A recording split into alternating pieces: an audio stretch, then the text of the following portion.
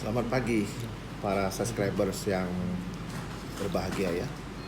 Salam sehat, kita semua berjumpa di kesempatan yang sangat berbahagia pagi ini ya.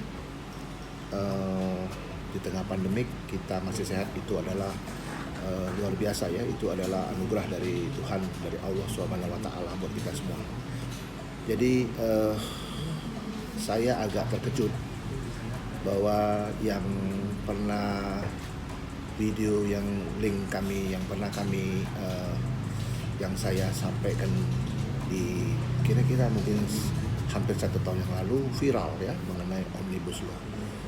Jadi karena banyaknya permintaan, jadi saya mau mempertegas bahwa Omnibus Law itu secara doktrin akademik sebenarnya tidak ada apa-apa ya. Itu hal yang biasa-biasa saja menurut saya. Jadi saya juga bingung apa yang diperdebatkan itu, apa yang dipermasalahkan lagi ya. Apalagi sampai demo begitu rupa ya. Ada pengerusakan yang tidak perlu menurut saya gitu. Kita tahu bahwa Omnibus Law ini kan sudah diketok oleh DPR, tapi bukan berarti Omnibus Law ini langsung bisa berlaku.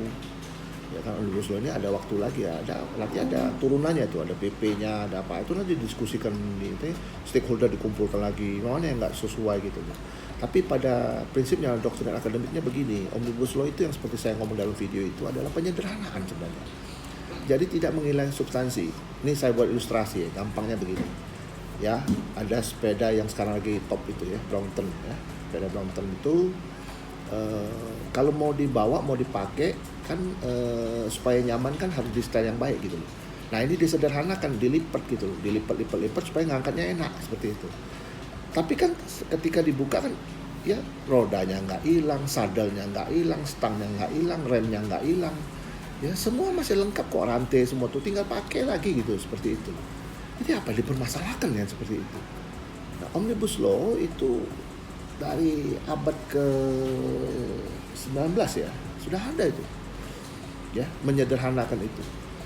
Nah prinsipnya Omnibus Law itu adalah pemerintah menginginkan seperti yang saya dalam video itu ya, supaya adanya sinkronisasi peraturan-peraturan yang bertentangan.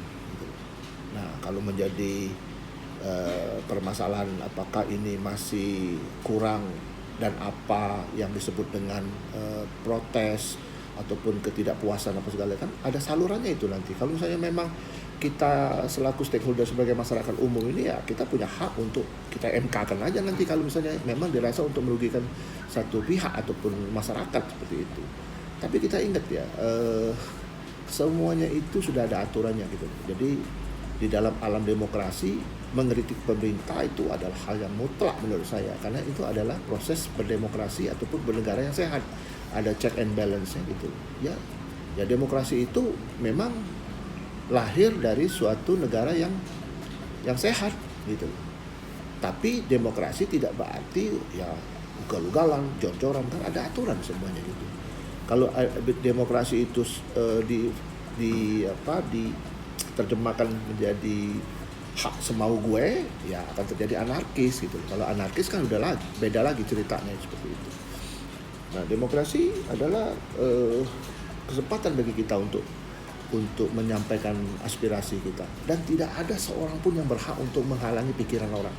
Tidak ada yang bisa menghalangi itu, dan tidak bisa orang untuk mengadili pikiran orang. Hanya saja demokrasi pada gilirannya itu harus tertib, demokrasi yang memiliki aturan-aturan yang konkret seperti itu ya. Nah, jadi saya ulangi lagi ya, untuk Omnibus Law itu nggak ada hal yang baru kok menurut saya.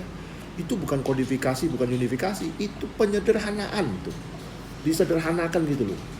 Hidup kita sudah ruwet, kenapa mesti jadi diruwetkan lagi? Banyak sekali peraturan bertentangan ya kan, yang membuat kita tidak efisien gitu. Ya kan? Kita ini butuh investasi. Kita butuh investor, kita butuh pembangunan ya, baik itu pembangunan manusia, bangunan fisik, itu kita butuh gitu loh. Ya, jadi menurut saya nggak pro sini pro sana, apa urusannya pro sini pro sana gitu loh. Ya, bagi saya adalah yang paling penting kita membuat segala sesuatu itu proporsional gitu loh. Jadi sekali lagi ya, pemerintah itu perlu dikritisi, pemerintah itu perlu kita kritik. Hanya saja kritik yang bagaimana, kritik yang membangun, kritik yang mencarikan solusi, bukan kritik yang asal kritik itu. Asal kritik itu namanya nanti ujung-ujungnya fitnah. Ya, demikianlah kira-kira menurut saya seperti itu ya. Mudah-mudahan ini bermanfaat bagi kita semua. Tetap semangat, stay healthy.